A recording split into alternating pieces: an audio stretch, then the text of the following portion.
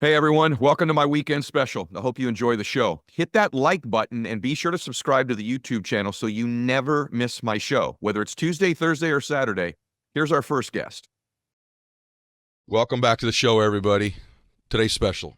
It's not every day you sit across from a three-time Super Bowl champion, Super Bowl MVP. Let's just be real. One of the greatest quarterbacks of all time. One of the greatest athletes of all time. And by the way, ironically, I think actually one of the most underrated athletes of all time. It's a fact. But actually, as impressive as his football career was, I like the fact that the dream didn't stop there and he was able to, post-football, create an incredible brand, an incredible career, an incredible life post-football. So I just want to pick the brain of the great Troy Aikman. Troy, good to have you. Yeah, great to be on. Great to meet you. Yeah, I've been looking forward to this. You too. By the way, he's also an entrepreneur. We ought to just talk about that first. Yeah. He's in the beer business now. Yep. Tell me about that a little bit. It's been an interesting year and a half or so. Actually, we started 2 years before we launched. We've now been in stores for a year and a half, strictly in Texas. But I worked for a distributorship in college. I like beer. I don't drink a lot. But you don't look like you drink any. Yeah, no.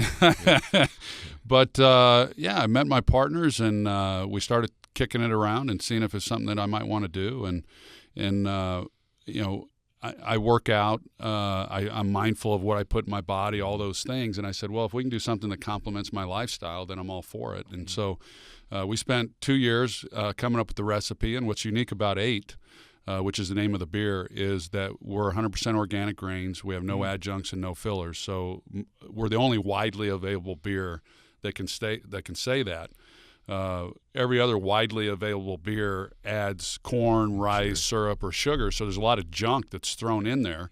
Ours has none of that, and yet we're still at 90 calories and just 2.6 carbs. That was my next question. Yeah, those two things. So it's been really good, and I feel like we're a lifestyle brand, quite honestly, because the people who I've always been inspired by are the people who never settle, and the people who do the work, and all those things that. And I feel like I'm one of those people, and that's why I'm usually drawn to that.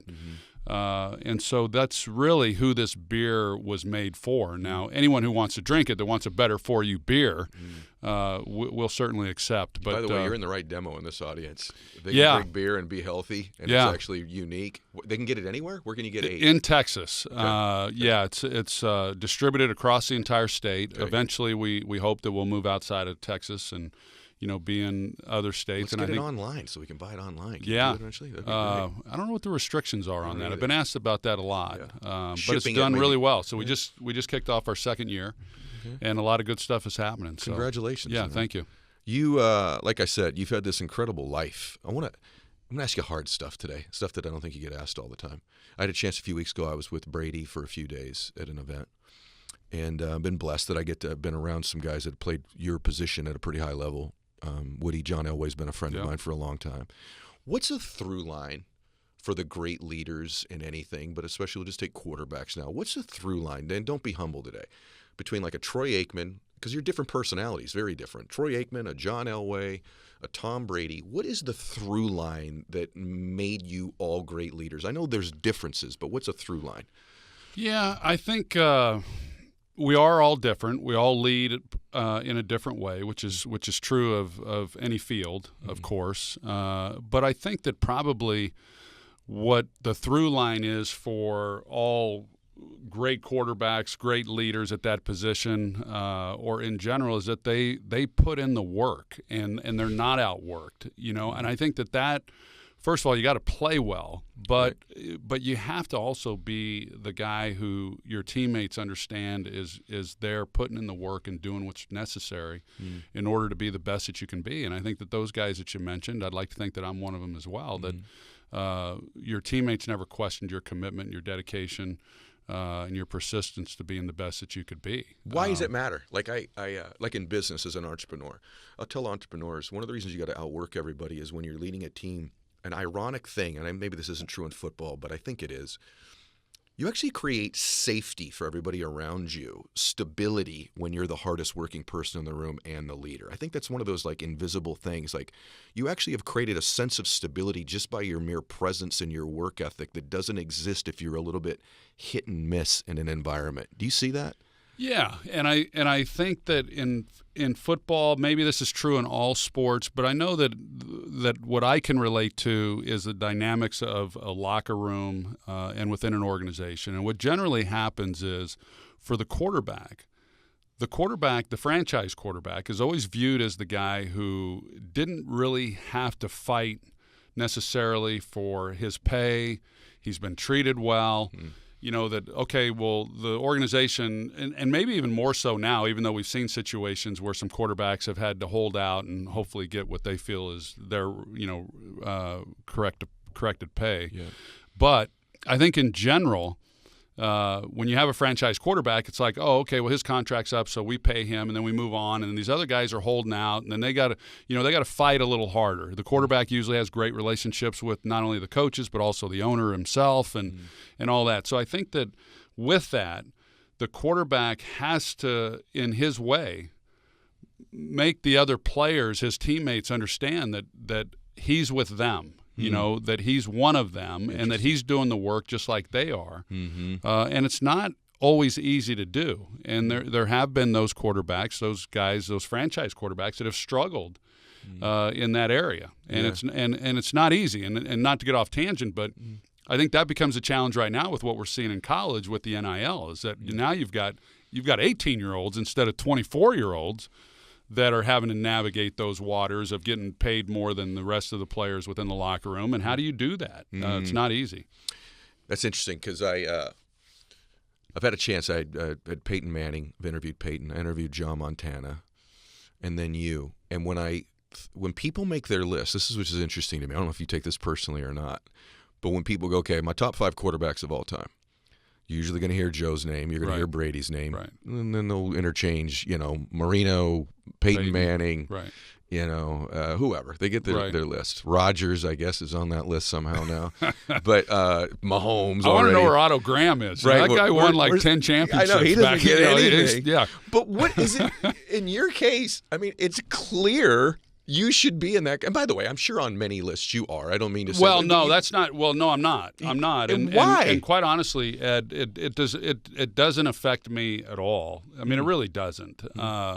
I mean, I played the game hoping that one day I would be thought of amongst the greats of all time, and I feel like that happened by the simple fact that I'm in the Hall of Fame. That kind of helps. But when you're talking about, okay, name the top 5, I wouldn't probably be in there. Maybe I would be if they mentioned the top 10. But I understand that my career really was about winning championships, which ultimately is what everyone's career should be about. Right. That's what they pay us for. But I think that the world that we're in, especially with fantasy football, and then for those fans or people who are making those lists, that if they didn't see me play, they look at stats and they say, okay, well, shoot, I mean, Troy, my numbers are pretty modest relative to many others, and there's reasons for that. Emmett, of course, there's a reason why he's the all-time leading rusher, and but when we didn't throw the ball as often, but when we threw it, we threw it as well as anybody. Sure.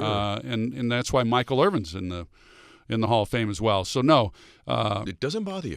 It does not bother me. In fact, during my Hall of Fame speech, what I mentioned was that I feel like everyone talks about how team comes first. You never hear a player say that, oh, no, I'm all about me. They'll say, hey, I just want to win. Right. But there's very few, as you know, who really only want to win. They want to win as long as they're also putting up their big numbers, Yes. For me, I felt like I did sacrifice individually. I felt like I could throw the ball as well as anybody. Sure. But I feel like I did sacrifice individually for what was best for the team. And so the greatest reward for that was that I then received the greatest honor an individual can ever receive, and that is to be voted into the Pro Football Hall of Fame. So that's what meant so much to me, and the rest of it. I'm proud of my career, overly proud of it. If someone had told me, I always wanted to be a professional athlete. If somebody had told me that I was going to go on and win 3 world championships and have the teammates and the career that I was able to have, I would have taken it, all day long. And so I'm proud of it. And where that ranks or where everyone else thinks I've never really it's not something you dwelled on time. that. It's just because other guys do. I mean, look at Michael Jordan's Hall of Fame speech. He's considered the GOAT, and he's still like nailing dudes, you know. Like, right. And right, there's nothing right. wrong with that. There's an ego that comes with being great at anything that I think is a healthy ego. But you're also known as like one of the most accurate throwers of the football of all time, right? One of the most cerebral guys. Like, stuff that quarterbacks do. I asked Noel Mazzone one time, you know, the quarterback guru dude. Yeah. And he's like, probably the most accurate guy I've seen throw the football was actually Troy Aikman, but it was all the other things. It's actually getting into protections that you're supposed to get into. Right. I remember when Peyton really couldn't throw anymore. Yeah. Yet they ended up doing a lot better with him than they did with Brock because of his ability just pre-snap to get them into the right formations and block. And, you know, obviously you know a lot more about that than I do. But I want to ask you also about your career. I'm just fascinated by the people that are the best. Like, people don't realize this because they watch it on TV, but every guy that's out there in the NFL was not only the best player, more than likely on their high school team, but they became elite in college. You were a UCLA guy. Did you come from Nebraska before that? Oklahoma. So you didn't get it at Oklahoma. You end up redshirting at UCLA and ends up winning 3 Super Bowls and a Super Bowl MVP. But I look at guys like that are just different, and I think, what's the commonality? Because even me as an entrepreneur, I'm different than Elon Musk. I'm not anywhere near as wealthy as Elon Musk, but Phil Knight, Elon Musk, and Mark Cuban, 3 very different dudes. What's the through line, right? And I look at Jimmy Johnson, I look at Bill Belichick, Bill Walsh, and let's just say Andy Reid right now. They're very different 4 human beings. Yeah. You know all of them, or knew all of them, or Yeah. met them. What is common amongst them that made them great leaders? That's a tough Well, one. that's a great question. I mean, it really is, because I actually was just having this conversation with somebody that for the most part, I would say if you tell me someone's a player's coach, I will tell you then they probably haven't won at the highest level in general. Okay. In general, all right? Okay. But I think Andy Reid would be regarded as a player's coach, and he's been one of the most successful coaches in the history of the game. So, but I do think that players in general, they want to be coached by people that they know are going to make them better. Right. And that's the bottom line. I mean, that's the key. And so do they know something that I don't, and they can put me in a position to where I can achieve the things that I want to achieve, both individually and then as well for us as a team. This is true in business. True in life, true in everything. Right. I mean, it really is. And so there's obviously a lot of parallels between sports and business and other things. But, you take Bill Belichick, for instance. I've talked to a number of people, clearly regarded as, what may be the greatest coach of all time. He's on certainly a short list. But, he's not a whole lot different in a lot of ways from the guy that we see. But when you talk to people who have played for the Patriots, I said, how is he so effective? And they say, we know that if we do what he asks us to do, there's a really good probability that we're going to win the game. We're going to win, right. And Did you feel the way about Jimmy? Yeah. Yeah. And Jimmy was tough. I mean, Jimmy was really tough. He demanded a lot, attention to detail. No detail was too small. And we worked hard, so we had really talented players. That was Jimmy's greatest strength probably was his evaluating of talent. I mean, he was sensational at that. So we had really talented players that worked exceptionally hard, and then Jimmy didn't let anything slide. And so that's a pretty good formula. I watched something, I don't know if it was last year or the year before. I happened to be watching. We have some mutual friends that are involved at Fox Sports for football, and I watched the day that they told Jimmy Johnson that he had made the Hall of Fame, and then they threw to you. Yeah. And I watched your reaction, and I thought, I don't know that these guys necessarily got along that well when a dude's beating the drum when you're playing and, threaten you if you don't, I'm going to play Walsh or whatever. Yeah. What's going on in your career, right? Yeah. But you sincerely seemed emotional about it on his behalf, and I wonder if that's just because when you're forged in a battle, even though you're building a company or a family or a football team, that when you get to the other side of that, although it may be messy in the middle, that at the end there's this tremendous admiration that you've done something great together. Is that what that was, or what was it? Because you were pretty emotional. Yeah, and I didn't know that he was going to be told that he was going into the Hall of Fame. We were going to halftime, and my producer said to me, hey, the studio wants you to watch a little bit of this halftime show. They're going to be doing something. Wow. And I just thought, okay, they're going to be doing something, and then sometime in the second half, I'm going to be asked to maybe talk on it. And so I'm just watching what's going on, and then when I see David Baker walk out, who was running the Pro Football Hall of Fame, then I knew that Jimmy was going in, and I knew that there was a chance, but I had no idea that he was going to be told that night. I thought he was going to be months before he was going to ever find out. Okay. And so why I was emotional, Ed, was you're right. Our career, I've known Jimmy since I was about 14 years old. He was recruiting me out of high school when he was at Oklahoma State. Okay. And I didn't go to Oklahoma State, of course, and then he went to Miami, recruited me there, and I didn't go there. And then I go to Dallas, and he takes over for Tom Landry, so now he's coaching me, and then he drafted Steve Walsh. And you're right, it got off to a really tough start, but he and I we're really close, and so he's never gone into the Ring of Honor at Cowboy Stadium where they have all the names, and we all feel, those of us that played for him feel that if any of us are in the Ring of Honor, he certainly should be in the Ring of Honor, but that's a decision for Jerry Jones to make. And so I never was certain he would get into the Pro Football Hall of Fame because he hadn't coached long enough, was the reason. Not that he didn't deserve to be in. I just didn't think that, well, he wanted to go on and do his boat and be in South Florida and all that. And so I just didn't know that, because he'd been a finalist for a number of years. And so knowing how much that meant to him and had not yet been recognized for what he had done for those teams with the Cowboys, to see him go into the Pro Football Hall of Fame that night was really special. I mean, that's why I was so emotional. Just I was so happy for him.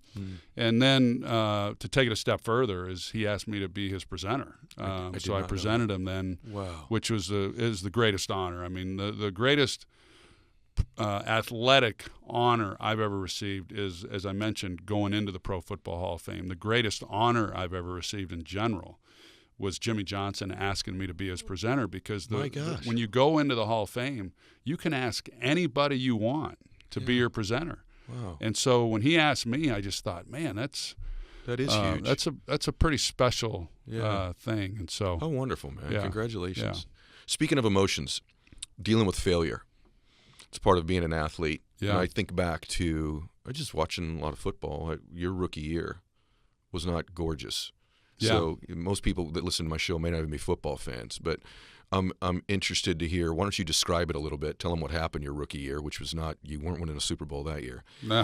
And how you dealt with a lot of the rejection and failure, criticism that came with it, and probably even to this day you get criticism, people saying things about you that aren't real favorable. How do you deal with that?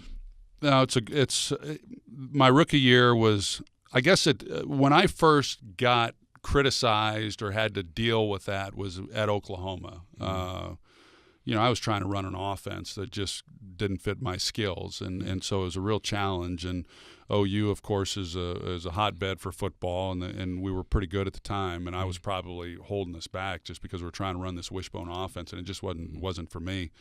So that was the first time I really had to deal with it. I broke my leg, and then I went to UCLA and ended up going to Dallas as the number 1 overall pick. But I went to the worst team in football, and then my rookie year, new head coach, college coach, bringing in a lot of different players every week. We really did not have much of a fighting chance. I was 0-11 as a starter. Crazy. And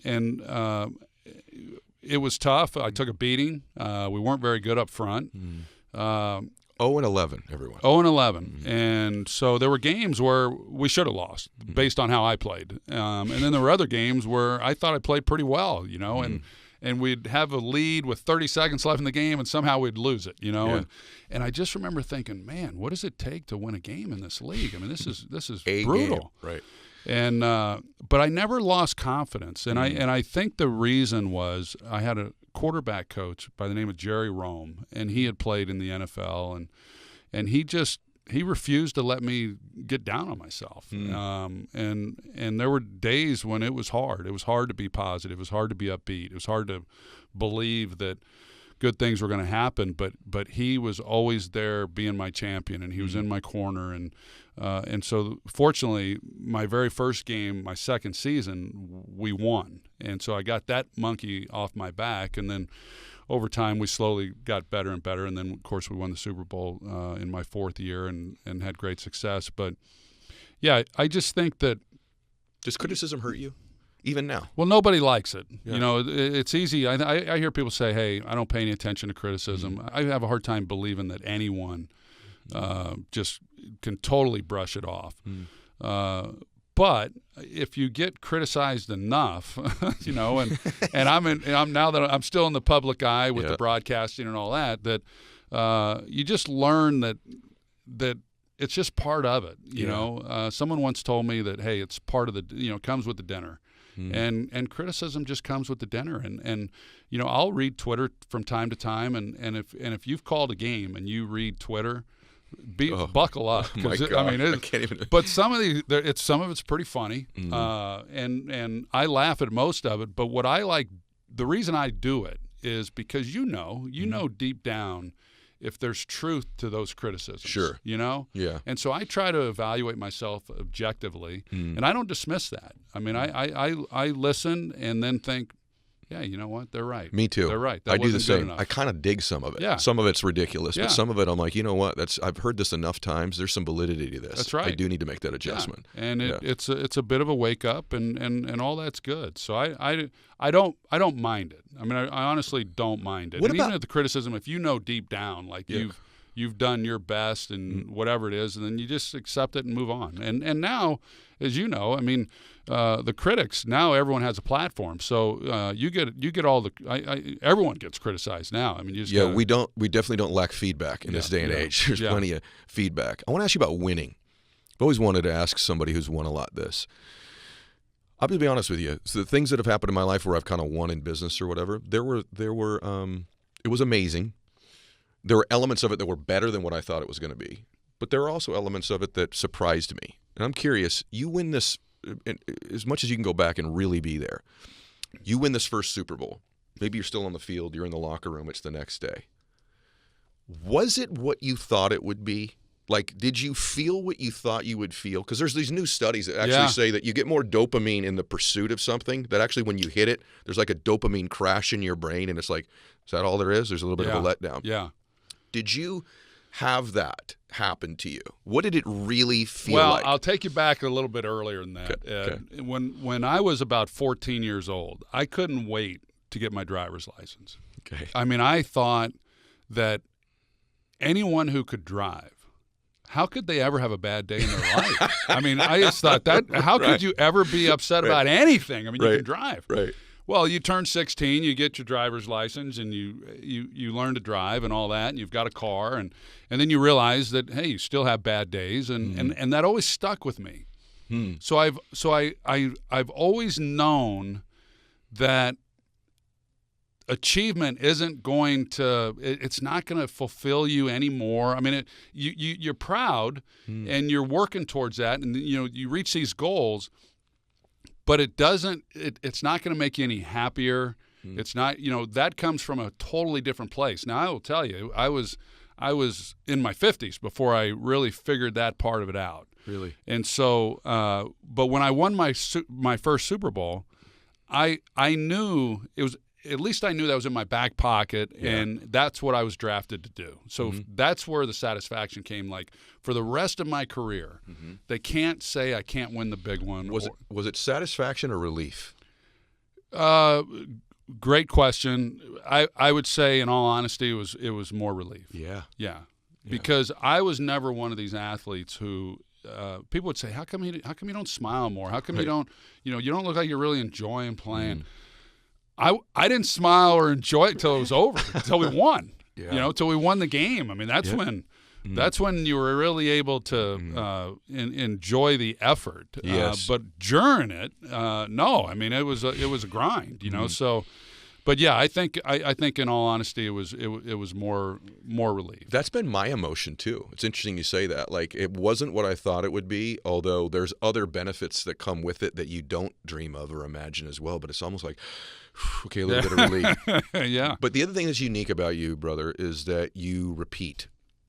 And I know it's a team sport, but we're going to get into broadcasting in a minute. Then you repeated, I mean, most of you know this, but if you don't, I mean, Troy has had this prolific career at Fox. Now he's at Monday Night Football at ABC. He's the number one sports broadcaster in football now. He's also become number one of that. So he's guys that has to leave college to go to UCLA because the offense didn't work for him. Ends up becoming the number one pick in the draft. Ends up being one of the greatest quarterbacks of all time. And then after that, duplicates it with a career that's been dominant. And by the way, he could be a professional bodybuilder if he wanted to be right now too. So like the guy finds this way to the top position. But a lot of people don't deal very well with rejection or failure. But a lot, and you know this, whether it's been business people you've met in your life or people that are in a good relationship or an athlete, like we were talking about the UFC guys that I work with or the boxers, guys work really hard to win a championship, and then something happens to them after they win a championship, that hunger, the drive, whatever it is, most people deal very poorly with winning is the truth. It seems like that has not happened to you. No, it hasn't. And I think in general, most people, well, my approach, whether it's in football or whether it was in broadcasting or it's in my personal life, is that most people aren't willing to do the work. Yep. I mean, that's what I believe. And I don't know where it came from for me. I don't know if it was the way I was raised by my father, but that to me is what has driven me throughout my life and everything that I've done. Now, the Super Bowl, as far as that goes, I can't imagine winning a Super Bowl and then not being more hungry than you were. And the reason I say that is because it is such a great experience that how could you not want to go and do that again and again? But you played with guys you didn't. You played with guys. I've been with, and I've seen those teams, and we all see because it's a bit of human nature. Jimmy was great in our repeat, Jimmy Johnson, in how he treated us harder. I mean, he worked us harder the second year. And there was a reason for that.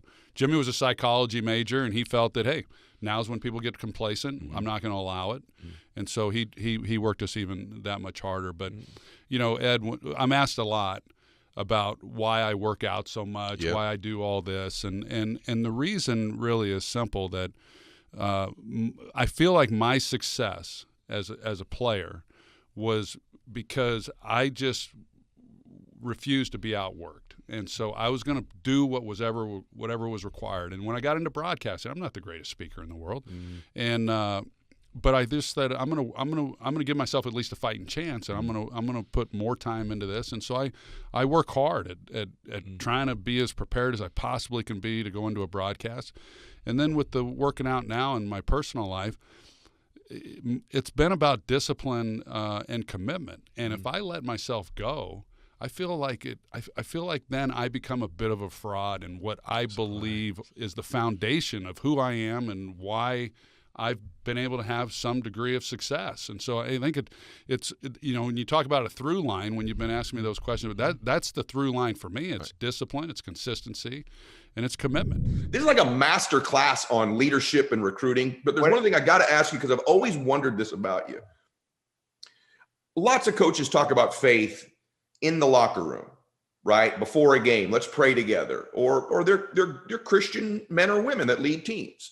You were the first coach that I saw do it outside the locker room in like post-game interviews. Now, I'm sure it's been done before, but it's not been done before, to my understanding, on the level you compete at, the magnitude of your job. And I remember watching you get interviewed after a game going, this dude fires me up.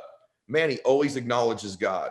He always says something about his faith, and that's bold. And I actually thought at first, I thought it was aggressive or amazing, because I wonder if it cost him some recruits, and it must be okay with him that he does do that. Was that a conscious thing where you're like, I'm going to be bold about what I believe in the locker? I'm the same guy in the locker room that I am in an interview, that I am with my family, that I am coaching baseball. And I'm sure you might have caught a little flack for it at one point in your life for being so bold about it. I just want to know your thoughts about your faith, how it plays into being a coach, a leader, and your boldness about it. Oh yeah, I've caught a lot of flack about that. I think, when that's why the Bible says you better put your armor on every day. Right. I mean, like every single day. And listen, I don't judge people or think.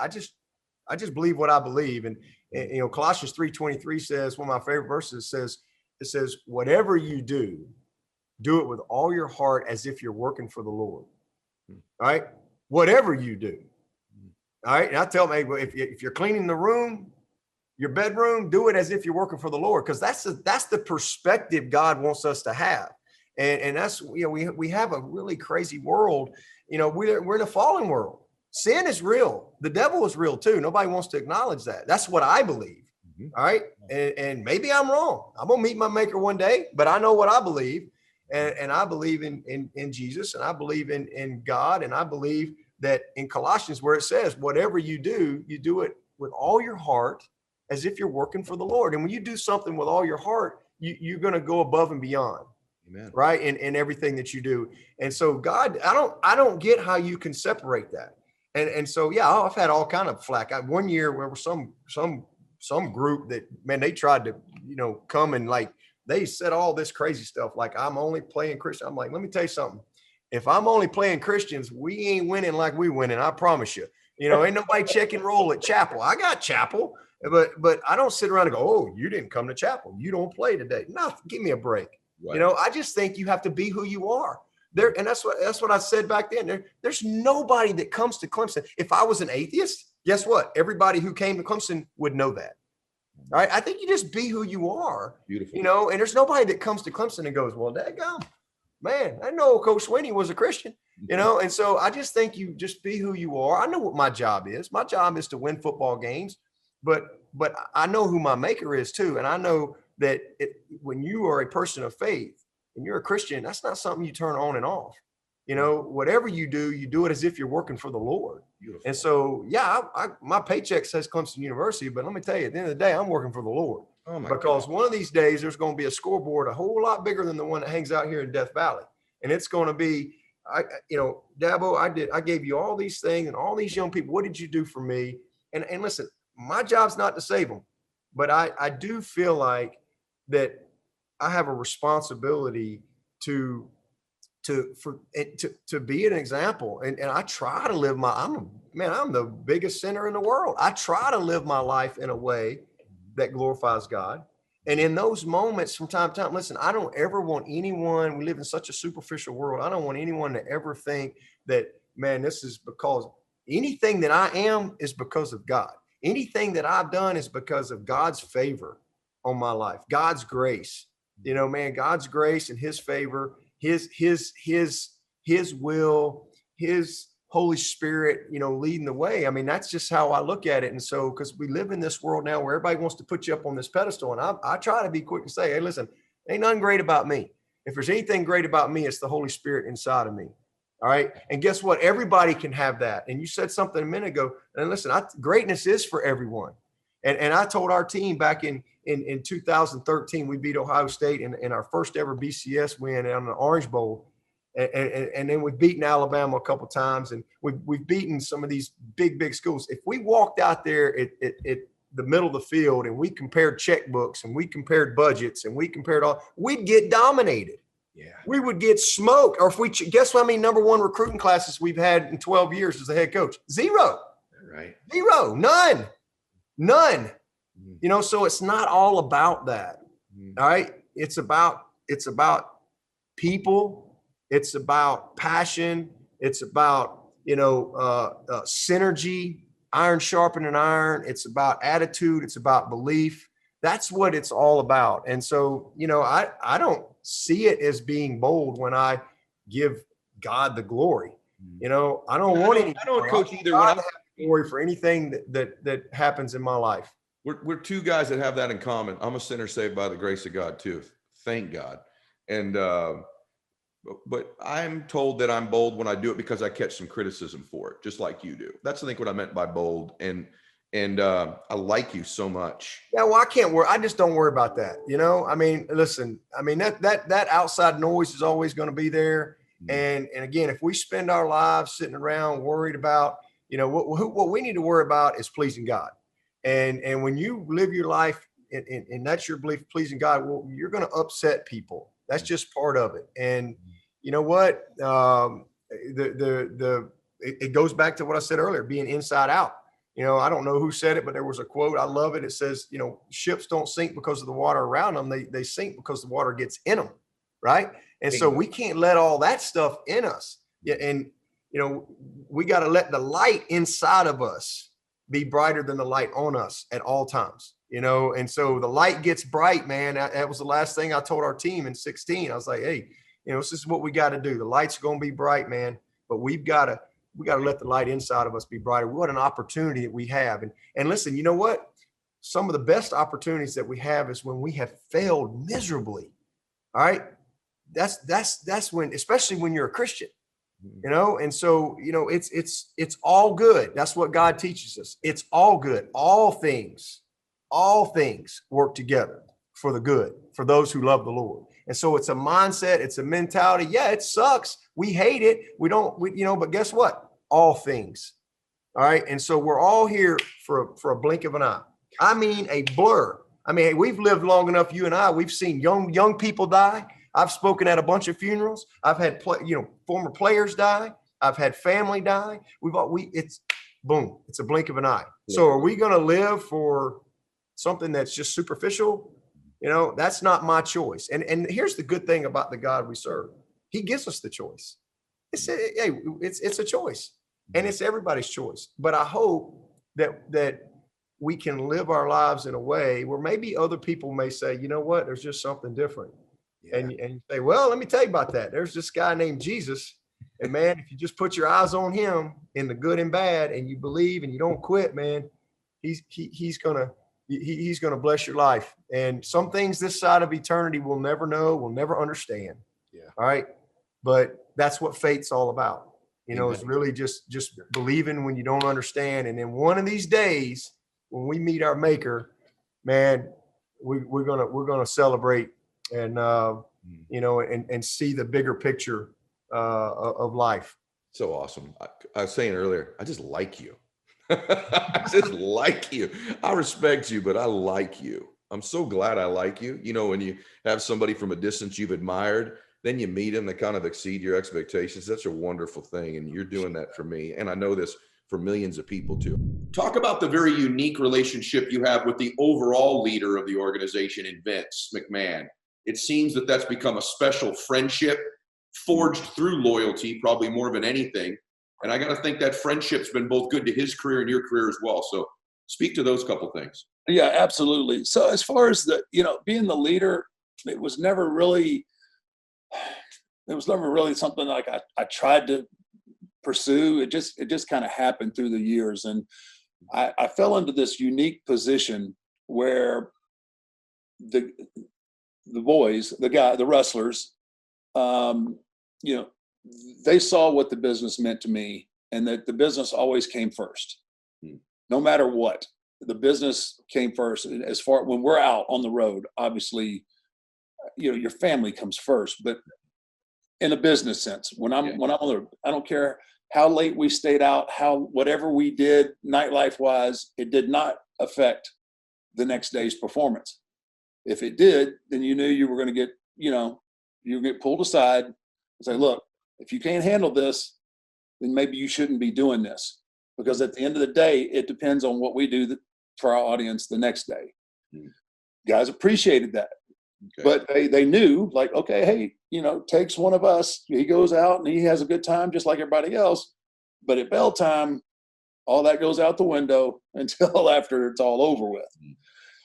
And so there was this, I had the trust of what we call the office. There's the office and then there's the boys.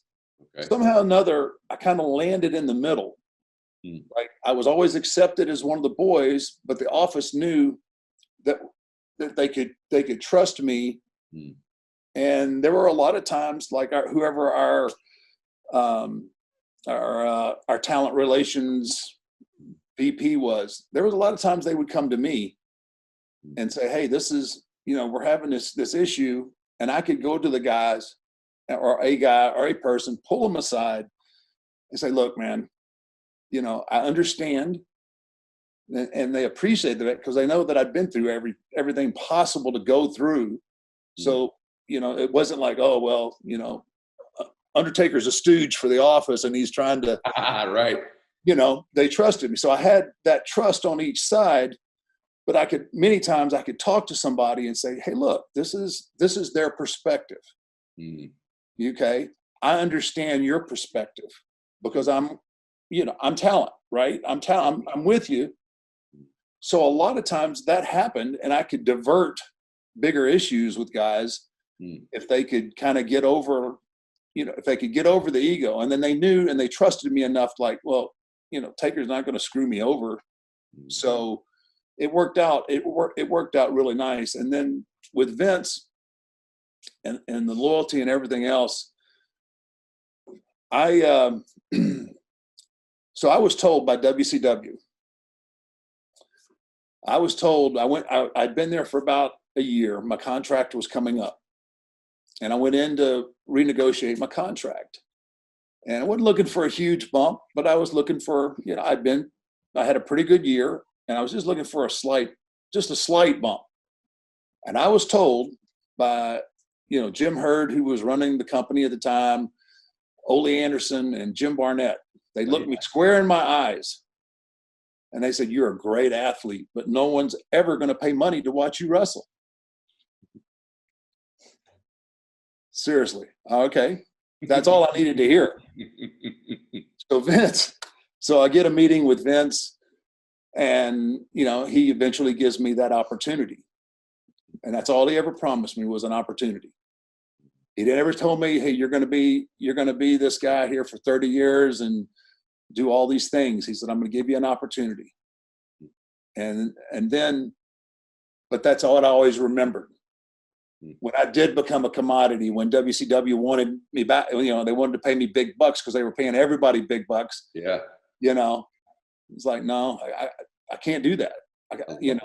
They're offering me a lot more money, but this is the man who made me. And that's just the way it is. And then obviously we just we've been through so much together, professionally, personally, that most times now I don't even deal with Vince hardly when it comes to business. Our relationship 90% of the time is more of that of friends than it is of business. Unless there's a special ask that nobody else wants to ask me to do, then they say, okay, you're the only one that's going to be able to get him to do it. So. Yeah. Welcome back to Max Out. I'm Ed Mylett, and I am so fired up about today's program because I have one of the most successful human beings on the spinning earth right now that is under 35 years old. This guy to my right here, you all know who he is. You can tell from looking at him, but let me give him the right introduction, okay? This young man right here founded Elite Daily, sold that thing for about $50 million. He's one of the great thought leaders on social media today. He's a serial entrepreneur. Forbes magazine called you the millennial mentor, right? And above all of that stuff, getting to know him today, I must tell you, my favorite thing about him is the caliber of man that you are and how generous you are and your spirit and your heart and your character. So today is going to be amazing. And so this is Gerard Adams. Gerard, thanks for being here, brother. Oh, thank you so much. I really appreciate it. Yeah. So inspired right now. It's just like, it's one thing when you look through the lens of social media and you look through on the videos. It's another when you're able to actually come and feel the energy and see it. And most importantly, right back at you, brother. Like there's a lot of successful people in the world, but for me, it's about character. Yeah. And not only do you show up for your community, but the way that you are, when I met you and how humble you are and how welcoming you were for me and our team, really appreciate that, man. Thank you. It's my pleasure, man, to have you here. I've wanted you to do this for a long time, and so the stars align. So let's do something great here today. I hope my billing of you was accurate because Gerard has a lot, the very few people you would meet with the success that Gerard's had so young who has kept such a humble spirit about them too and such a generous, giving person. So, but I think some of that, having got to know you a little bit, has to do with your upbringing. I always like to take people back just a little bit. And so you grew up a little bit like I did in the middle, right? Yeah. In the middle class. But tell everybody, just a little bit about young Gerard, even though I still think you're young, but young Gerard. How'd you grow up? Tell us about your background.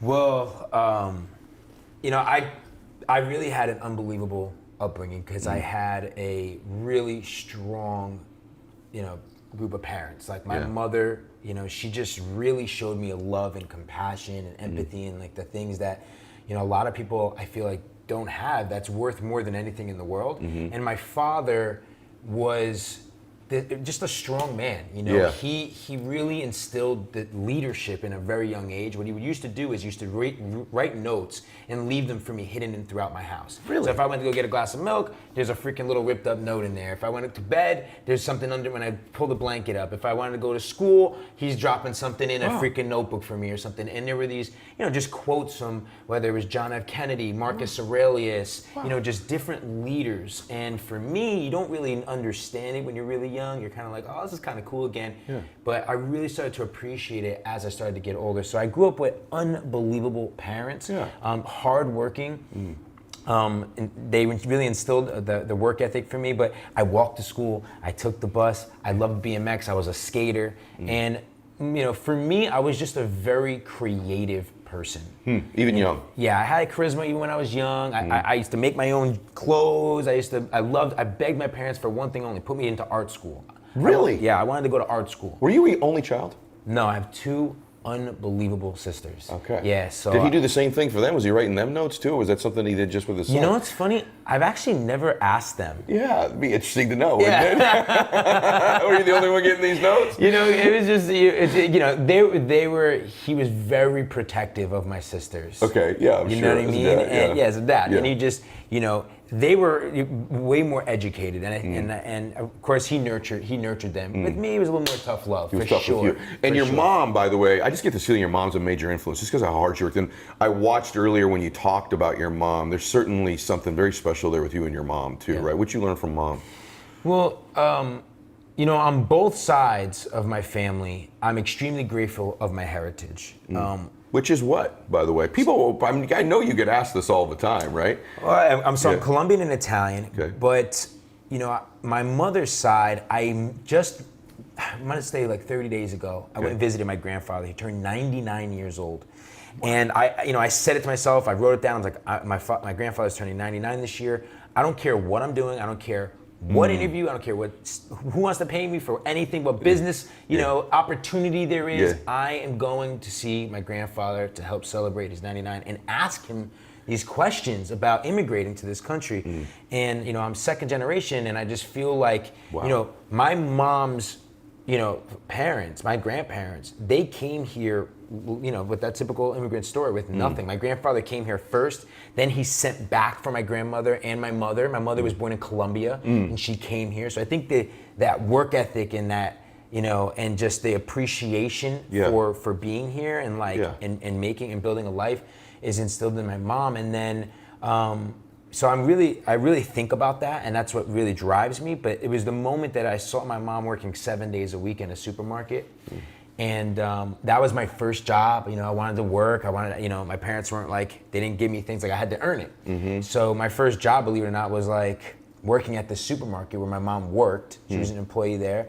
And I'd never forget getting that first paycheck. And it was like maybe $300. I looked at that paycheck, and I remember just seeing my mom working there, and I'm just like, wow, like, there's no way, like, I gotta get my mom out of this. Like, this isn't real money. Like, how, you know, and at that moment, I started to really feel and think about that. I'm so proud of them. I'm so proud of what they've done. You watch your mom work, you see this struggle that she's gone through. You go away to college, which I'm sure was like a major priority for your dad and your mom, especially for you to go, right? But you didn't last in college. And so I want people that are listening to this, because a lot of millennials are gonna watch this because you're here, they're in my audience as well. What happened with you in college? Well, this is really interesting. I really didn't want to go to college. I was a bad kid right before graduating high school. In fact, I lost touch with a lot of my good friends that I had grown up with earlier. I started hustling weed when I was in high school, and I almost had a moment that really set me back. And I'll never forget the day my father caught me scaling in my bedroom. And typically, you know, I was old school. My dad's a little bit more of the old school Italian. So like growing up, if I did something wrong, like he kind of like, I got the belt. Like my dad like pushed me around. It wasn't like, I know what you mean. You know what I mean? I relate. And I had a moment where I got pulled over, and I thought that moment I was about to get arrested, and it was going to completely ruin, you know, the respect that my father would have for me and just for my community. And that story I've talked about, but someone was committing grand theft auto in front of me, And when I was doing this drop off, they ended up figuring that out, letting that person go and saying, hey kid, all right, get out of here. And when I had drove off that day, that was the day that I was like, okay, I'm going to college. Whoa. Okay, like I gotta take this muscle mentality and I gotta learn about business. Like I cannot be someone who ends up. Life-altering moment. That was a life-altering moment for me.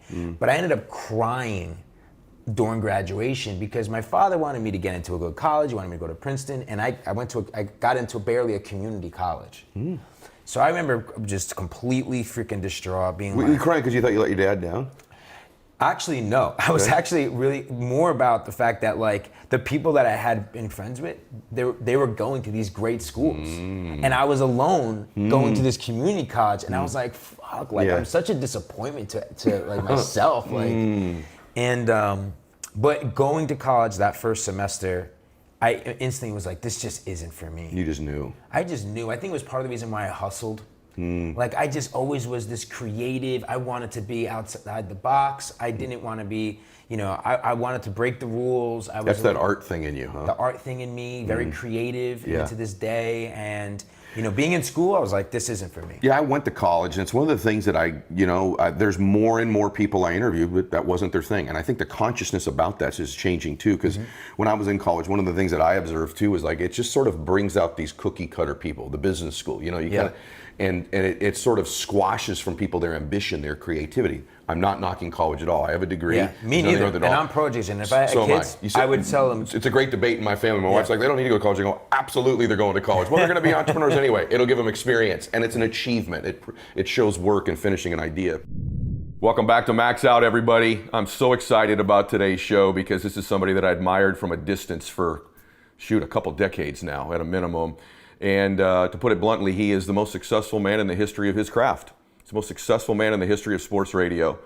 And he's done a whole lot more than that when it comes to television as well. Right now, the Jim Rome Show is hosted on the CBS Sports Radio Network. It's simulcast over to the CBS Sports Network. He also makes appearances on CBS for the NFL.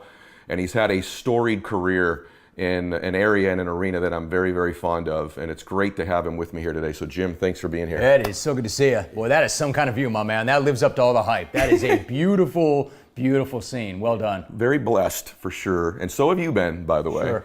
I'm curious as we start, because most of my audience knows you for sure. And I've admired you for so long. And one of the things I admire about you is your humility for how successful you've become. But today, I want to give you permission you can brag a little bit when it comes to the truth about your career. So I want to ask you, how did you get started? Because I know that you went to University of Santa Barbara because we were both in the Big West Conference. Right. But did you know way before you even got to Santa Barbara that this is what you wanted to do? You know, I would say this. My only advantage I think that I really had was I did know exactly what I wanted to do at an early age. You know, unlike you, I mean, I had professional athletic aspirations, but I did figure out early on, this was not going to happen for me. You have to understand, I grew up in Los Angeles at a very different time when there was no internet and there was no cable, but I was obsessed with sports, man. I loved it. I had my childhood heroes, and I couldn't get enough. I mean, if my old man was not saying to me, get your ass out of the house, it's a beautiful day, I would have watched sports all day long and read sports.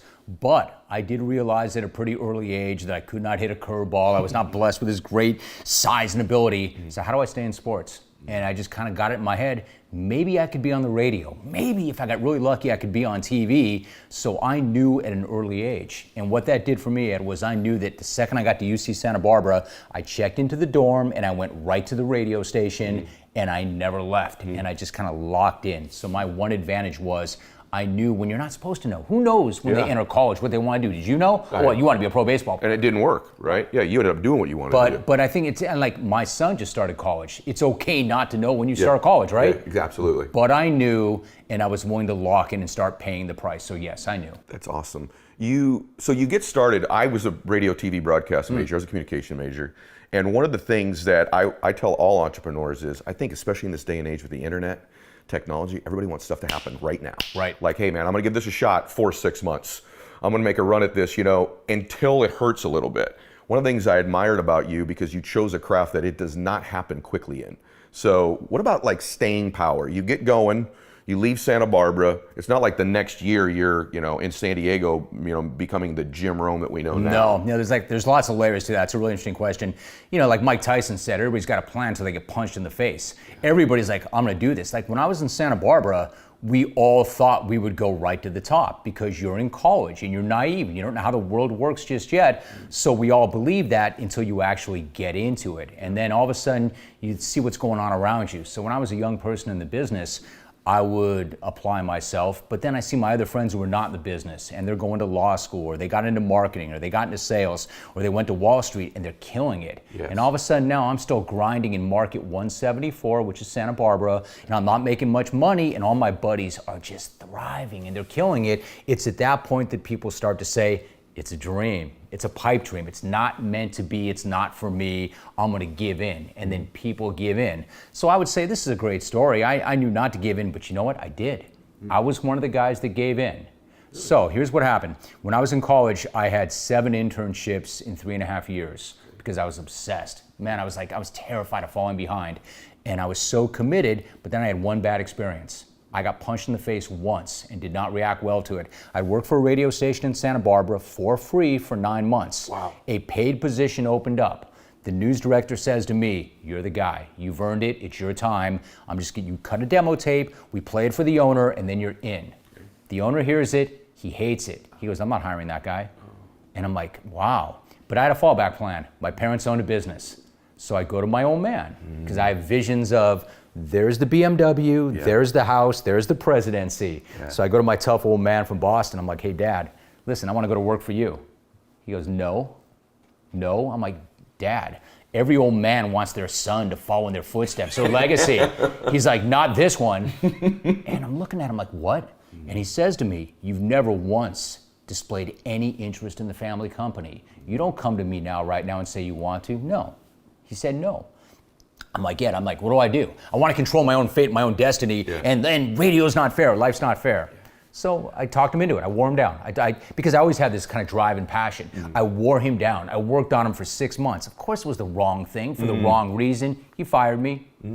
And then, to make this a super long story short, I've never heard this before. Yeah, it's unbelievable. Yeah. So and keep in mind, I grew up at a dinner table every night when my parents owned a small business. They were manufacturers. And they manufactured high-tech garments, and they had a factory in Chatsworth. And I heard every day at dinner, business is business, business is business. You take care of the business will take care of you. So about 6 months in, he fires me nicely, but business is business. He said, what are you gonna do now? I said, I'm gonna go get a sales job. He looks at me like I'm crazy. He's like, you suck at sales. I just fired you. I'm like, no, I suck at selling your product. I will sell something else. I got a job working at Harris Lanier, selling dictation equipment. Oh my God.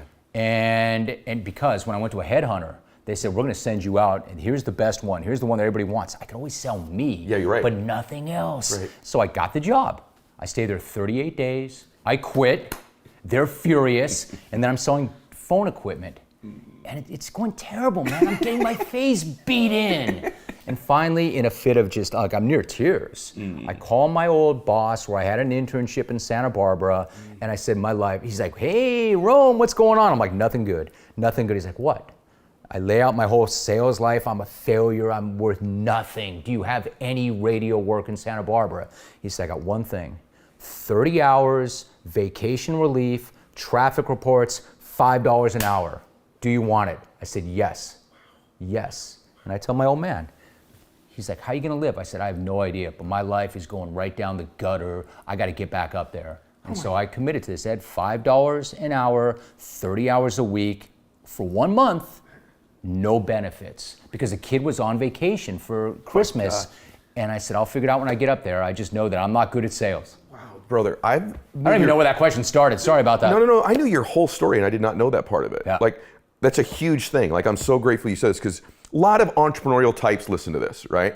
And probably in your life, you've pursued the business side, and maybe a lot of you listen to this right now, you've gone back to some goofy plan B that you don't belong at. It's not your calling. You're not great at it. It's like this place you're kind of hiding because this other thing's so painful. And it's really cool to know that, and you're humble about it, but someone who becomes the best of all time at what they do. This man's in the Radio Hall of Fame, guys. Legitimately, 3 decades plus on the air. I mean, the staying power has been unreal. To know that you went through this little stage where you were a little bit lost is nuts to me. Yeah, I'm sorry, go ahead. Yeah, no, but I was going to say, the thing that I admire about you is that post that, it seems to me you made this decision like, okay, I went and played with this stuff I'm not any good at. And then there's becomes this part of you, I love what you talk about this, you're like, this is what I'm going to do now. I'm going to figure this shit out. And it's like a burn the boats type thing for you. You've almost got this theory about success that it doesn't always go to the necessarily the most talented person with the most gifted person, but it goes to the who. No, and I've seen you talk about this as well, that it's not always the talent, but it's the grind, and it's the effort, and it's the dedication, and I think that's where the separation is. And by the way, if you know that you're not the most talented guy, and you know that you're not the most brilliant person, what are you gonna do? Like, here's the one thing. The one thing that I had, aside from I knew what I wanted to do at a pretty early age. Yep. I knew the price that I was willing to negotiate with myself to get that done. Like, that's the other sidebar. When I was in UC Santa Barbara, I thought nothing of getting up at 4:30 in the morning to go work an internship for free, when the other kids were saying, dude, I'm not gonna make that 8 o'clock class. And I'm not saying I'm a hero for doing that. In fact, I'm kind of a loser for doing it because I was terrified of falling behind. I was afraid that somebody else would get that gig if I didn't do it. But because I knew what I wanted to do, and because I negotiated that price with myself at an early age, it was nothing for me. In fact, it felt good, man. I've heard you talk about this, like the dopamine that goes off in your head. It was a drug. It was an adrenaline thing. It was natural. I felt good. I was getting up early, going to work, getting the line on the resume. So I felt good. But at the same time, to your point, the reason I was self-aware, and that the one other advantage I had, I did this math. When I got to UCSB, I thought to myself, why you? Why you? You were not a professional athlete. You don't have an amazing look. You don't have an amazing voice, yet you want to be on the radio. Yet you want to be on TV. Exactly, what do you have to bring to it? Why you? And I couldn't answer the question at first. And I thought, man, if I don't come up with that answer, I'm not going to make it. So why you? Why you? Why you? And what I finally came down to was this. It's going to be me because I'm going to come at it differently, with a different slant. Rather than being the answer man on the radio, I'm going to come at it with a declarative slant, a point of view, a take. Have a take, don't suck. And then the other thing that I was going to bring to it, if I wasn't smarter and I wasn't better, I damn well was going to want it worse than anybody else. I was not going to give in. I was not going to give in. And I learned my lesson by going into business and sales. Luckily, I got my face beat in. So now I knew what it took. I'm like, this time, you don't punk out. You lock in, no matter, it's not up to you to know how long it's going to take. You just put your head down and you go to war until you find out. That was my thing. I freaking love it. And that's what people that I know that know you, that's what you're known for. This dude has a psycho work ethic. He's ferocious. And I'm curious about the mechanism that drives you. Like, that's loaded with stuff there for all of you trying to do something great. I'm curious, you said something like, almost like fear-based. Like, hey, I might miss this, or it may go past me, or that self-awareness piece is a monster. You and I both, most of the most successful people we know are very self-aware. They know what they're good at, they know what they're not good at. That's it. You agree with that? Yes, I do. Yeah, I immediately am meeting you too. It's like, this is one of your great gifts. And I think it also gives you an element of humility too. Like, I know what I'm not good at, so I'm gonna have to outwork somebody. But I'm curious what's made you, to this day, and I don't know the answer, I'm curious, do you have this little thing where you're afraid it may leave you? Is that a driving mechanism for you, or is it always what you're trying to create? Which one moves you more? It really is both those things. And I think one drives the other. And understand this, I have this fear that they're going to come to me one day. Hey, listen, if they came to me today, if I walked outside your door and somebody came to me and said, yo, old man, you've had a pretty good run. We really don't care. The last thing this world needs is a 50-something smack talker. And to hit the bricks, a-hole, then I far exceeded anything that I ever thought that I would do, and it was a great run. However, I don't want it to end, and not for the reasons you may think. Like, I'm not one of those guys like, I got to be on the radio. I got to be on TV. It's not about that ego. It's about the process. It's about wanting to be relevant. It's about me still wanting to be competitive. It's about me wanting to have another act. It's about me wanting to reinvent. It's about me wanting to have people look at me and my brand and say, damn, man, that guy's not looking for an off-ramp. That guy's not going away. That I still care what that guy thinks. Because one day it will be over and it will be a great run. But man, I feel good and I'm still really motivated by the puzzle. Like, the whole world has changed. It's not the way it was when I got in or when you were getting in. So now it's up to me intellectually to figure it out again. And I want to be able to say, hey man, I did not give in, and the world changed, and I changed with it, and I'm still relevant. And that's important to me. Like right that still now, gets me out of bed. Like literally right now, as much as when you're that guy that got the $5 paid 30-day deal, like you think you want it that bad still yes, right now. Yes. And I frequently, I don't keep notes, but I don't have to. I remember what my mindset was. It was a weird deal. You probably know this too. Like, I could get into a flow state back then. Yeah. Like I knew. I'd walk around campus and I could lose an hour at a time because I was just so into this. This is what I need to do. This is what I want. And if you think about it hard enough and you're vivid enough with your imagery and how badly you want it, you lose time, don't you? You do, You brother. get into a flow state. You do, 100%. And I knew it. And so now I'm trying to think back. Well, think like any athlete, right? The guys always, they want to get back in the flow state. So when they had their best game ever, what did they do? They thought about what they did that morning. They thought about what music they listened to. They thought about their rituals. Yep.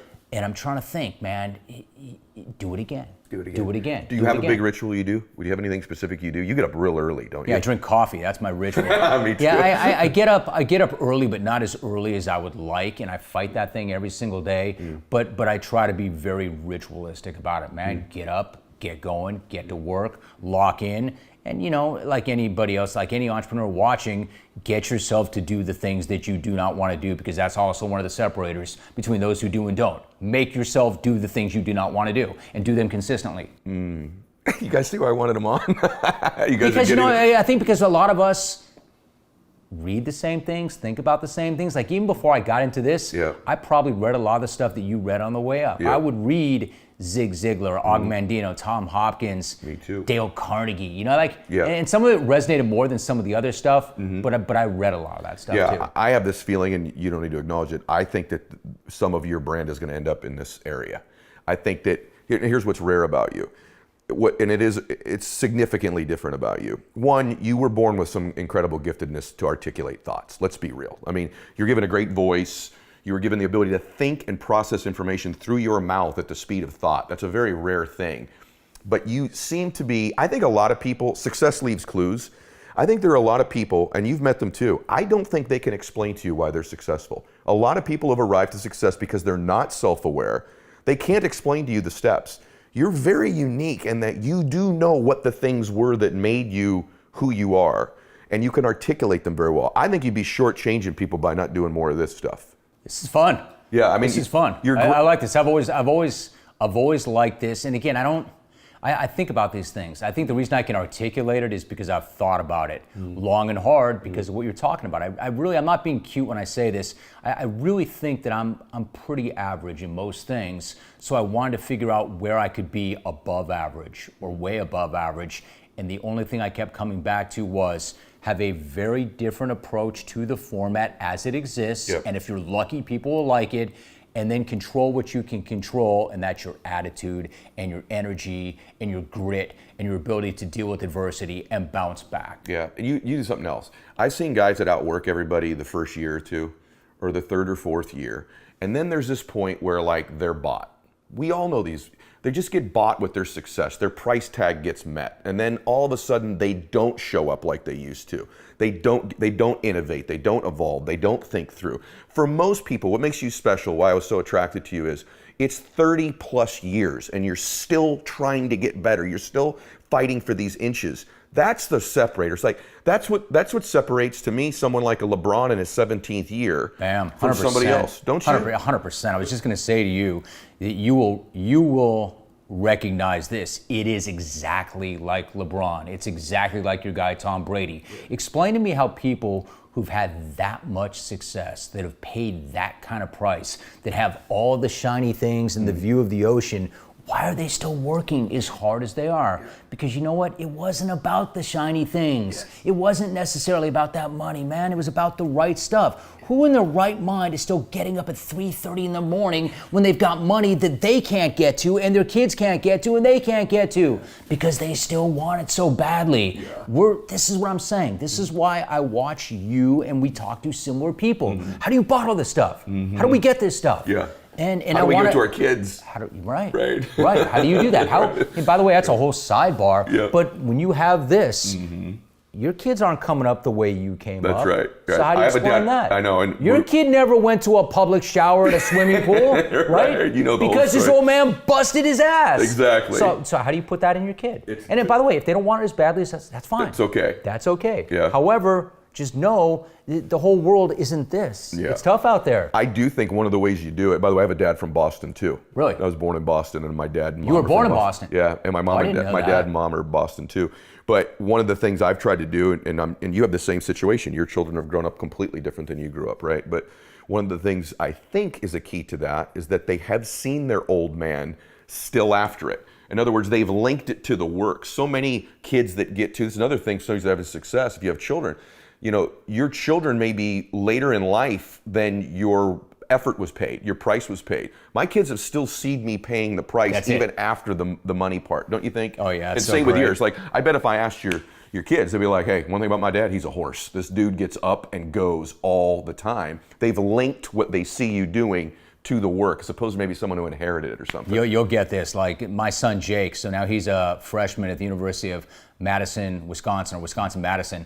And what I do on Fridays, we have a little ritual. I'll go in my backyard. It's probably like you, Ed. Like, how hard do you work just to get the 5 feet over there? Right. It's not easy, right? Right. And so you spend your whole life trying to get to those 5 feet, but I bet it's hard to get to unless you already understand. Yep. I know I'm killing myself to get to that backyard, and it doesn't happen very often. On Friday afternoon, once I put in a long work week and I've done my workout, I'll go in the backyard and I'll pour myself, an adult beverage, and I'll take a picture of it and I'll send it to my kid and I'll write, cheers, love you, son. And you know what he says to me? Dad, now Pops, you earn that. I love Enjoy that. I love that. And I'm like, man, that is just so deep. Like it worked. Yes. He got it. He got it before he left the house. Not I love you, I miss you, Yeah. send money. And that may all come later on. Right, that's But the the next text thing. always says, you earned it. love it. Enjoy that. I love that. It's beautiful, That's right? beautiful. That's the key, man. That's one of the keys. One of the things you've done well that I've noticed, so you said something that is another line that I agree with, line of thinking, I mean. I had a guy on here a few weeks ago named Mark Laurie. He runs Walmart. He's had a couple big exits, successful dude. Pretty good. By the way, just at the combine for $250,000, he's a 43-year-old middle-aged white dude. For $250,000, he races Jerry Rice in the 40. How'd that go? He beat him. Yeah, man. He beat and Jerry Jerry, Rice. by the way, Jerry's taking care of Yeah, himself. and Jerry's in still good shape. This isn't like running against some guy who's put on 30 pounds. He beat him. It's just I an interesting guarantee you deal. didn't want some rich guy to beat him either. Yeah, I know, but like legit, That's he beat him. amazing. He ran right around about 5 flat 40, which at that age is remarkable, You right? bet. Anyway, one of the things he said was, I said, give me some advice for entrepreneurs. And he said, find something that already exists and just do it better. Quit trying to make up some brilliant thing. Interesting. And what you've done on your show, I want you to talk about this for a minute. One of the separators for entrepreneurs for any business is culture. Your show with the Vine, the Jungle, the Clones, Have a Take, Don't Suck, the way you lead the group, the way you talk to them, there's a culture to the Jim Rome experience. Did you consciously kind of create that whole deal? Not consciously, but I think it was part and parcel of what I was doing, that it was different. And I didn't know how they would react to it. Here's the funny thing. The real secret to the whole thing is I just did on the radio what I was doing with my buddies in college. We just talk shit.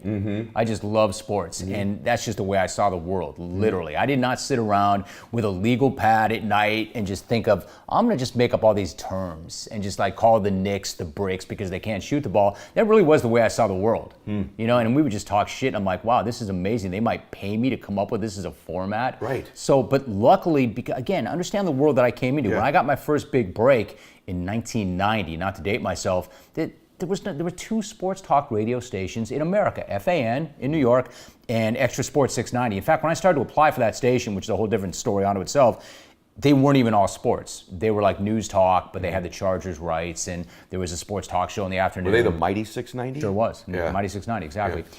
So there was nothing. And when they did that, there certainly was not a format like that. You had a couple of gunners that would kind of come pretty hard, but I just came at it a whole different way with a vernacular and the way I was kind of going after athletes and doing tough interviews, but smart. I want to make sure that I could always back up what I was saying. Like, even if you didn't agree with it, it was well reasoned. I didn't just get on there and start running off the mouth. You're not a hot taker. You like really believe the things you're saying. Yeah. Yeah. You might not like me at all, but this is really who I am. Now, that said, and I think part of your thing might be like, I want to talk to this guy because I think there's more to this guy than that guy who's on the radio. Of course, it's a show. Now, don't get me wrong. I mean what what I say and I say what I mean, and I wouldn't walk any of this back except the stuff that I was factually wrong about. I mean, this is who I am, but I don't go around talking smack 24/7. It is a show. The one thing I did figure out too, be different, never give in, always keep coming, but give them a show. That much I understood early in my life. Yeah. Make it a show. It's showbiz. Anything you regret you've done?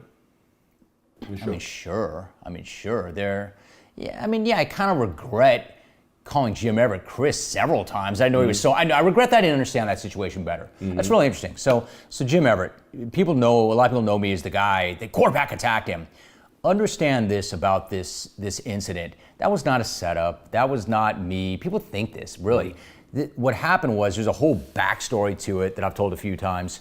But this guy was coming on the show, and it was kind of interesting how it got booked. Okay. Like I didn't say go get this guy as a guest, but I always had a standing policy. Yes. Okay. Yeah, you understand that. That's good. We have always had a standing policy, especially back in the day when I was really coming hard, that if somebody, and I can tell you lots of stories about athletes that had an issue, and I said, if you have an issue, here I am. Come on the show, and we'll discuss this. And we'll be up, let's put them all on the table, man. And so he wanted to be on the show, and I'd been pretty critical of him. Yeah. And I said, good, that's fine. But I didn't know how that came to be. So I said to my booker, did you call him?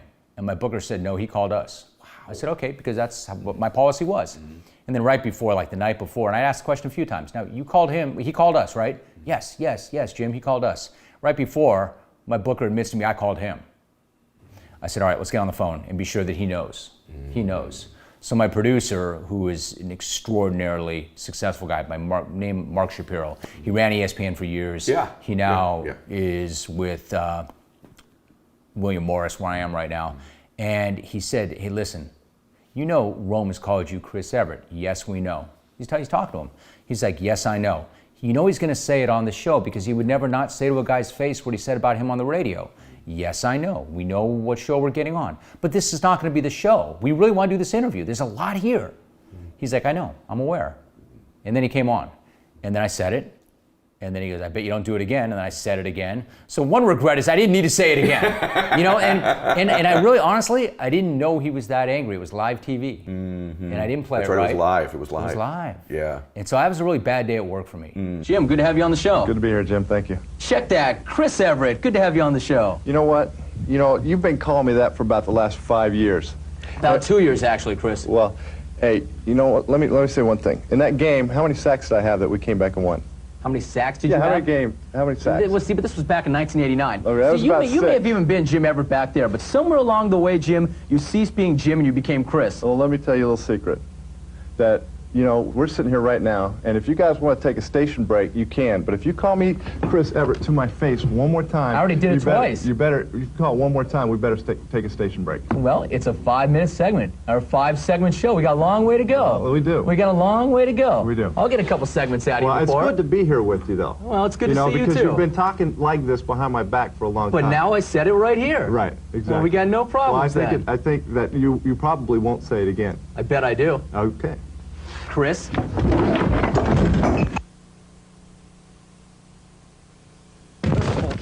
was a really bad day at work. Was that a career-threatening type day for you? You bet it was. And people to this day say to me, it made you. I kind of take exception to that. I didn't want to be known for that. Yeah. I did not want to be known for that. Look, I'm accountable. I had a bad day. That was my bad. I've apologized for that a million times. I always will. I did not handle that well.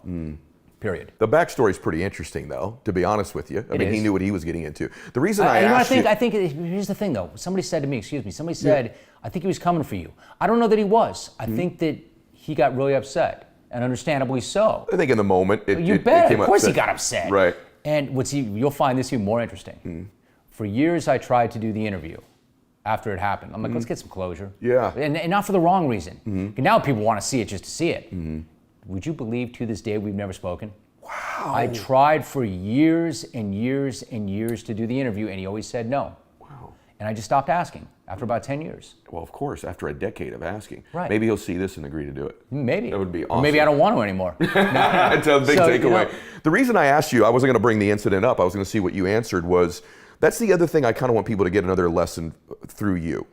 is that could have been a career-altering day for you. It certainly didn't. No, it was scary. Right. It certainly didn't make you. That's not true. What's made you is the prolific culture you've created and your relentless work ethic over time. That's what's made you. Your preparation, the way you interact with the athletes, your ability to articulate. However, it's a great lesson.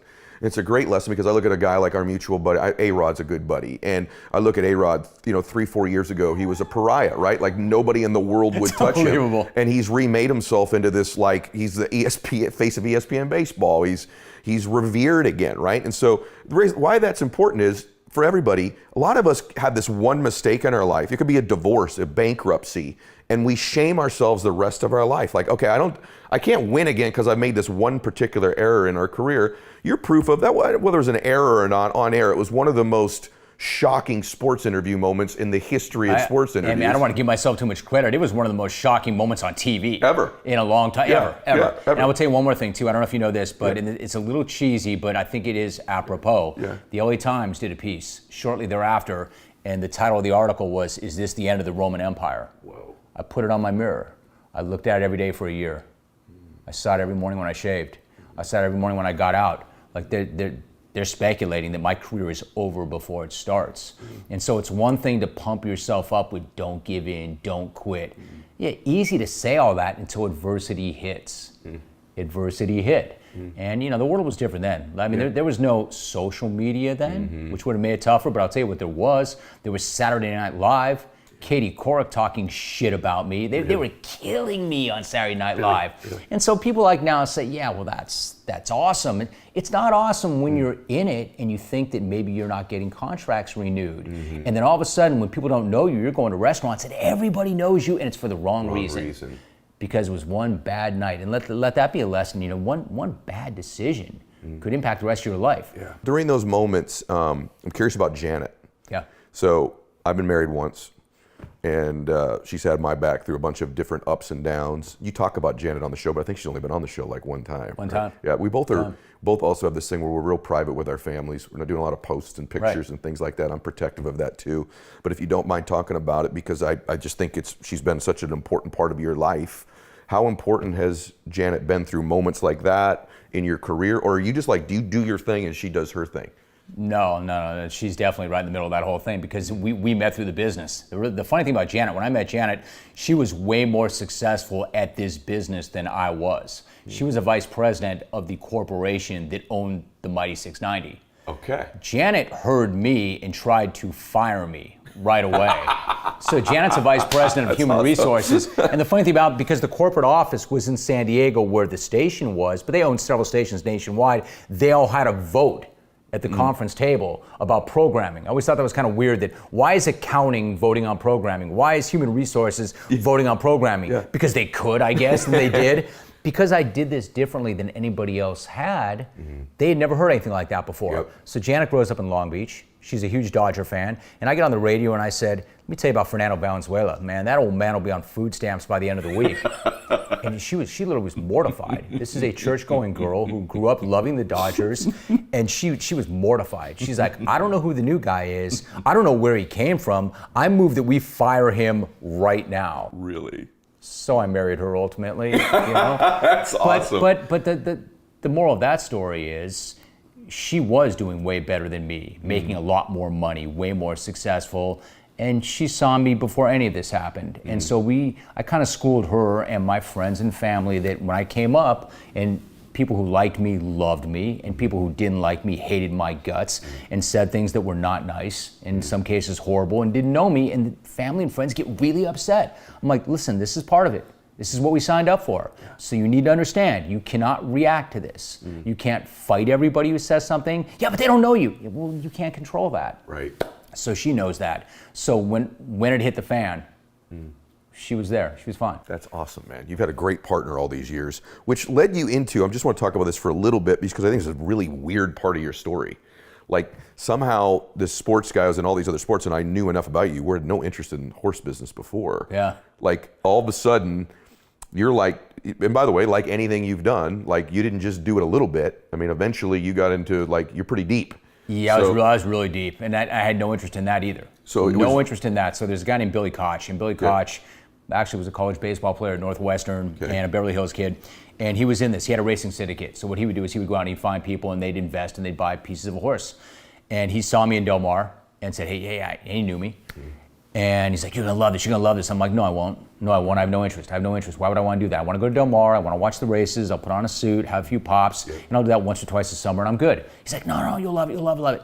I didn't wanna do it. Janet says to me one night, we should do this. I said, do what? She said, buy a horse. I'm like, why would I do that? You need a hobby. We bought 10% of a horse.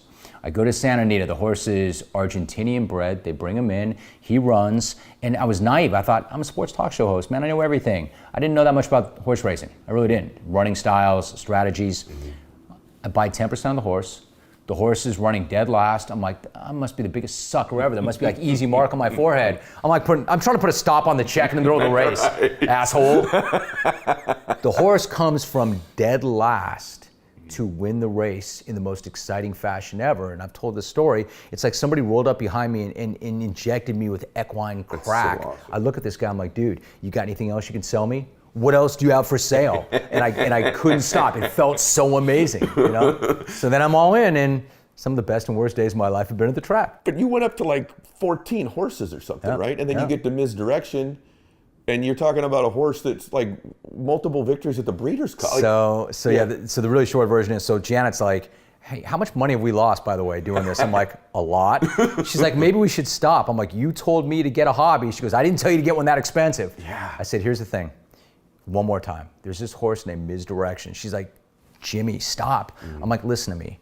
This horse won its maiden race by 9.5 lengths. We've never been anywhere near an animal like this. I want to take one more shot.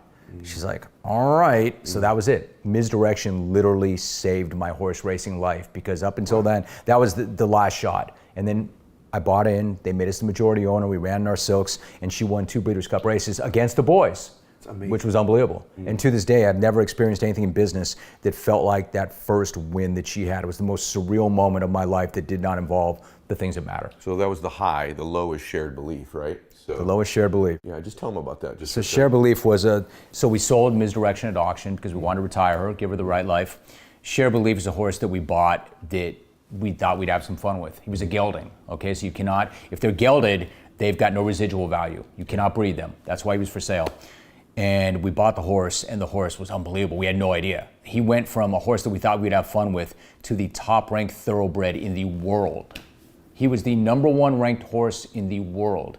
He beat California Chrome. He won the award for the 2-year-old male of the year. He won the Pacific Classic in Del Mar, which is the biggest race here, I think. The Santa Anita Handicap. Jeez. I mean, an unbelievable athlete, Ed. Unbelievable. And then he comes down with colic. I get this phone call one morning during my radio show from my race manager, Alex Solis, who says, Jim, the big horse has colic. And I said, oh my God, how bad is that? He goes, they're rushing him to Davis Medical Center. He may not make it. Keep in mind, the horse is 4. The horses lived to be in their 20s. And he was like larger than life. And the horse passed away, and I'm still not over it. Like, it's like anything in life, right? Really bad things happen. You hope to get beyond it, but some things you don't really ever get over. So it's like also in sports, the lows are much more intense than the highs are high. So as good as it was that Misdirection won the Breeders' Cup twice, the intensity of losing shared belief like that, I think, will far outweigh everything. I can see it on your face. Yeah, it's hard, man. Even now. Like, I said I told the story, maybe you've seen the video I did, but I said to my 10-year-old at the time, Logan, was at my office crying at my desk at work. I had this whole thing, man, don't you ever cry at work. Don't cry. I don't care how bad your work day is. You don't cry at work. Unless you get a phone call with some really bad news. You don't cry at work. And my 10-year-old goes, Dad, I've never seen you cry. Wow. I said, because I don't very much, but man, I love that animal. Wow, man, I'm so sorry man, about I love that animal. But the whole reason you did it, I'm going to get into like your mind a little bit. So, or you, like, be real. I mean, I know you've been real, but like, be real. You needed a hobby. That sounds like something my wife would say. And one of the things that I've always struggled with, and I just want people that are like this, maybe you're this way, maybe you're not. I'm not, as much as I relate really well with people, I'm not like one of the guys. Do you know what I mean? No, I know exactly what you mean. Like because I think this is a model or a personality trait that I see in a lot of people that are successful that surprises people. But like, my social circle's not as big as most people would think. Like, as many people as you and I both know, like who I really spend time with. It's surprising. I'm shaking my head because I totally know exactly where you're going with that. Yeah. So what is that like for you? Like, is your social circle really as big as most people would think? What are you like socially? And what's your kind of, are you a dude who's like kind of playing grab ass with dudes all the time, or are you typically more serious? No, I've got like 4 guys. Yeah. I got friends, I have associates, but I've got 3 or 4 dudes. Like I used to be a big Bombay Sapphire guy. So we had a Bombay club because who drinks gin? Only old men, old lawyers, and me. Until I didn't. But I had a crew. I got some guys. And I don't want the guys, I'm not doing this in any order of importance. Yeah. But my guys are guys like Rob Guthrie, Mike Treasel, Matt Coleman. I just have a crew. Yeah. And we used to be almost fanatical about once a quarter. No matter where we are, we drop everything and we go out and we hit it pretty hard, responsibly. Yep. And as you get older, it's tougher because everybody has lives and kids. But no, I'm not. My job was my thing. Yeah. My career was my career and family. That's what it family. seems like. Family and career. Family and career. I didn't need all that other stuff. Yeah. And if I had to blow off some steam, I'd blow off some steam and then get right back to the grind. So when you say to me that you have a tight-knit circle of the people who matter most to you that you want to hang out with, I understand that. I really believe what you said. Like, I take to heart that I think you have some unbelievable gifts and talents. But I know from being around you now, like, this man's made it because he's a crazy competitor. He evolves. He works his ass off. And he flat out wants it probably more than most people, right? And I feel like I'm kind of in that boat in my own unique way too. Like, I know I don't have a super high IQ. I'm not 6'3". I'm not super gifted in any particular area. Yeah, but Ed, you can bench the house though. No, I can't bench the house. You know what I had Mike O'Hearn on here, if you know who that is. That dude can bench the house. Like, but comparatively speaking, but I do, like, I really want to win. Yeah. Like, I really want to be somebody. I connect with athletes. Why do you think that is? Like, here's the thing. I always ask guys like this. Yeah. Nature or nurture? Are you wired for it, or are you a product of your culture? Where does that come from? What do you think? For you. What do you think for you? I think, okay, for me. Yeah. For me. This is the ultimate question of all questions right here. Because I have an upper middle class upbringing. Me too. Okay, I did not come up the hard way. Me either. I lived in a gated neighborhood. Okay, I didn't quite go there, but same, close. I mean, I wasn't. My parents were not wealthy, but they worked hard and they had a business and they did well. I'll be honest with you, me personally, because even my old man, my dad, he passed away when he was 59. He had leukemia, and this is amazing to me. Really, just sidebar really quickly. He was fine with it. Like, it's a strange thing. Like, this Boston guy, he's diagnosed with cancer at 50, and he and my mother don't tell anybody. They don't tell anybody. They pull, yes, just us though. Okay. My sister and I. And they say to us, we're not telling anybody. I'm like, what? You just told me you have leukemia and you're not telling anybody. He didn't tell his mother. They didn't tell anybody in business. They're like, this is how we're handling it. If you want to talk about it, we'll talk about it all day, every day, but we're not talking about outside these doors. I thought that was unbelievable. Oh, that is unbelievable. And then when it gets into his brain and it's terminal, he has brain surgery, he's fine. He's fine. He's at peace. He's like, man, I had an amazing life. I've got these incredible kids. He didn't, He's like, I never thought I'd be good in business. I am. Like, he was fine. He had this peace of mind. But we had this one talk, back to your question. He's like, you got to relax. I'm like, what do you mean I got to relax? He's like, I don't know where you got your drive from. You didn't get it from me. I'm like, I don't know, Dad, you've had a pretty good run. He's like, you didn't get it from me. So to answer your question, where'd it come from? I don't know, man. I kind of had a chip on my shoulder. Maybe it was because I was a dorky kid. Maybe, I don't know, but I wanted it. Yeah. I wanted it, and I was able to feed it and tap into it. Yep. And you still do, though. That's the crazy part. You still do. Like, I can feel you. Like, I think you're as hungry like this minute after Hall of Fame, 30 years, millions of dollars in income, live a great life. I feel like you're part just of it as is hungry. game recognizes game. I think I'm kind of in the element, but no, I mean, it gets me up in the morning still yet. Yeah. And you got to answer your question now. Where did yours come from? I think it's a great question. I think it's probably similar to yours. My dad, here's what I got from my dad, maybe you did. I did model like a work ethic from my old man, and a decency from my parents, that they treat people well. I think I picked up some of that, I hope.